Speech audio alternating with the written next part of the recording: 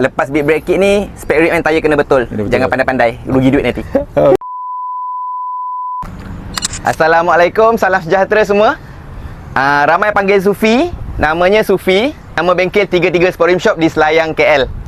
Sufi dari grup FL1 Society, grup untuk pemilik Honda Civic generasi ke-11. Civic FL1. Kereta dekat sebelah abang ni kereta apa ni? Yang ini adalah Civic FL1 generasi yang ke-11 juga, cuma hatchback. Bentuk macam FL5. Beza dengan FL5, FL5 wide body, yang FL1 bukan wide body. Enjin FL5 2.0 turbo, yang ini 1.5 turbo. Yang ni manual ke auto ni? Ini auto CVT. Auto CVT player. Ini kalau ikut rekod di Lita Sepang waktu event Honda Nation hari tu, 2 minit 47 saat drive oleh Abang Ai. Okey bang, boleh abang cerita sikit modifikasi untuk bahagian luaran dulu. Kita nak tengok luaran dulu, apa yang abang dah buat modifikasi. Untuk front bumper masih asal original FL1. Okey.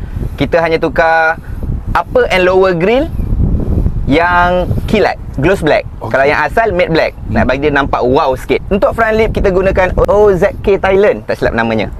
Untuk front emblem Honda SS Dark Chrome.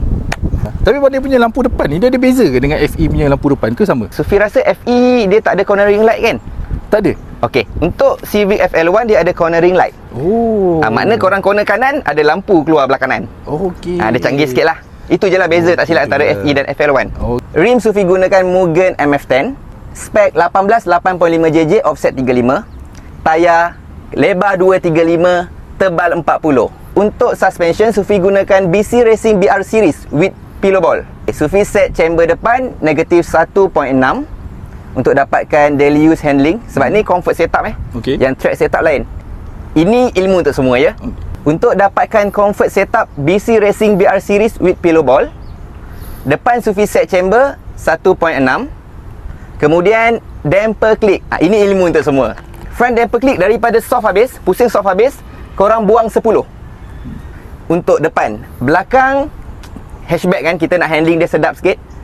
Memang nak comfort, tapi handling jangan lupakan. Kita buang 15. Bermakna daripada soft kita buang 15. So dapat setup yang baik. Kalau untuk Sufi kira selesa lah.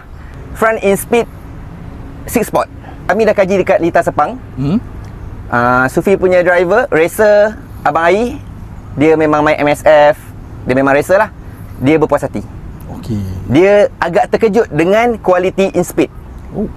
Sebab tahan panas. Okey. Kemudian minyak brake pun gunakan in speed dot 5.1, memang tahan panas. Terbukti di Lita Sepang. Nak lepas bit brake kit ni, spek rim and tayar kena betul. Jangan pandai-pandai, rugi duit nanti. Okey.